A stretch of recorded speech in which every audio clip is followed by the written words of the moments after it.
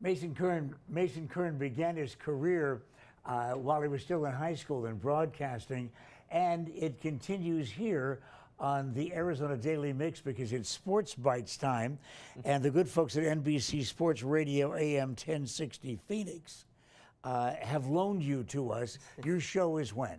It airs every Sunday at 7:30 a.m., so you can check it out, listen in. It's a lot of fun. And you've got enough to cover. You're starting Sunday morning. You've got enough to cover from the week before that you never run out of stuff. Exactly, yeah. I mean, I stay up to date with what's happening, keep human nose to the ground, as they say. So, yeah, I fill the show with a lot of great content. Well, I'll tell you what, fill the next 5 minutes with a lot of good content, starting with ASU and U of A basketball. They're going to be playing one another in just a matter of days. But last night, ASU won and the U of A didn't? They did not, yeah, exactly. And you mentioned U of A, ASU. That's going to be a big rivalry match. But in terms of the ASU game, they played USC. USC came in on a hot streak. They had won 8 of their last 9 games. And ASU was kind of on a downward trend. They're 5-6 in the Pac-12, now 6-6. But they were able to win 80-78, and Trey Holder hits a buzzer beater kind of at the end with 1.4 seconds left to win it.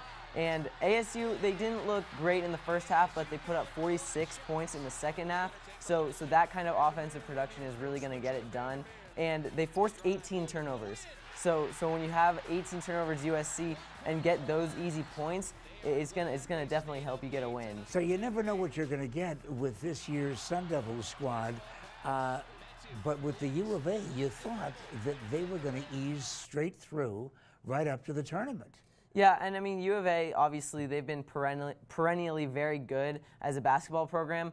And DeAndre Ayton and Alonzo Trier, they're their 2 best players. They did decently yesterday, 17 points and 16 points respectively. This was against UCLA. Exactly, yeah. They did lose 82-78, so it was kind of a surprise that UCLA came in and upset them in their home arena. And DeAndre Ayton only went 7 for 19. So he had his lowest shooting percentage of the season. And for him, he's projected to be a high lottery pick in the NBA draft if he decides to go to the NBA next season. He's a man playing amongst boys, didn't have the best game. And UCLA, their zone defense was really just able to shut them down. So that's kind of what it boiled down to. In February, most of the baseball fans around here are talking about spring training. But they're also talking right now today about Martinez.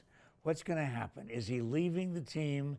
Is he going to finally come to terms with the Red Sox? What's going to happen? It's kind of interesting. I mean, JD, I obviously wouldn't see him signing a 1-year deal, which is kind of the track that the Diamondbacks kind of wanted. He definitely, I think, deserves the money that he's asking for. Maybe not the perennially huge contract, but I think that really the only chance the Diamondbacks have of retaining Martinez is if they can offer him and convince him that, hey, we can take this team to a World Series, get you a World Series, or if they can offer him more money. Neither of which I think happens next season. So I think JD Martinez does end up leaving. Are you optimistic though about the Diamondbacks, even if they don't sign him? Yeah, I think they'll be, in terms record-wise, worse than last year. I don't think they'll hit 90 wins. I think they will be in the 80s, either mid to low 80s in terms of their wins.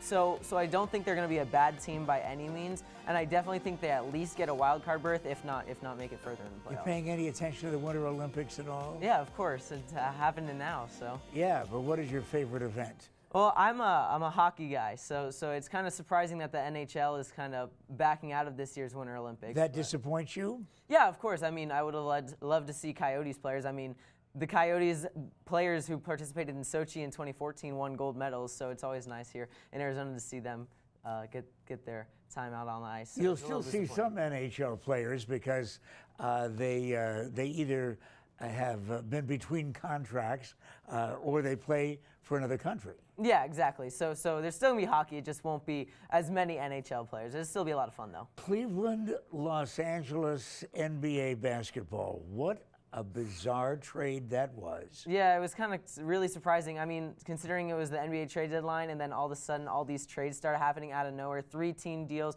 Cavaliers completely blew up their whole roster, basically.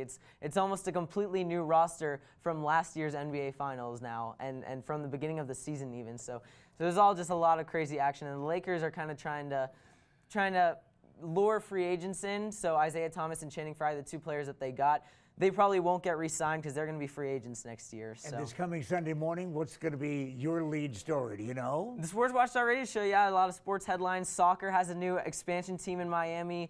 College football national signing day. So there's a lot of cool stuff. You got to tune in. Also basketball features. So. Tune in where, Mason? NBC Sports Radio, AM 1060, 7:30 a.m. Mason Kern knows what he's doing. You're going to be hearing a lot from him.